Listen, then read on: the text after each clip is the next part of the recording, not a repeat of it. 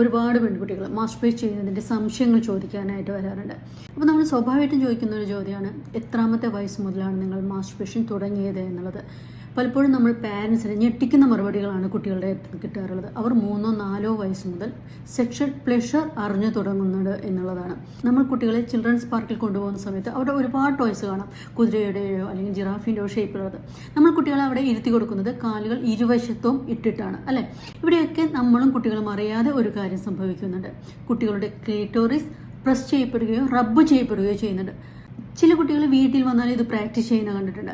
അതായത് നമുക്ക് ശ്രദ്ധിച്ചാൽ അറിയാം, കുട്ടികളുടെ അടുത്ത് ചെയറിട്ട് കൊടുത്ത് സീറ്റിലിരിക്കാൻ പറഞ്ഞാൽ അവരൊരിക്കലും സീറ്റിലിരിക്കില്ല. പകരം അവർ ചെയ്യുന്നത് ആ ചെയറിൻ്റെ ആംസിൽ കയറിയിരുന്നുകൊണ്ട് ടു ആൻഡ് ഫ്രോ മൂവ് ചെയ്യുന്നതായിരിക്കും. ഇതുപോലെ തന്നെയാണ് ചില കുട്ടികൾ പില്ലോസ് കാലുകൾക്കിടയിൽ വെച്ചിട്ടും ഈ ടു ആൻഡ് ഫ്രോ മൂവ് ചെയ്യാറുണ്ട്. അവർക്ക് സെക്സ് എന്താണെന്ന് അറിയില്ല, പക്ഷേ സെക്ഷൽ പ്ലഷർ കൃത്യമായിട്ട് അറിയാനാവുന്നുണ്ട്.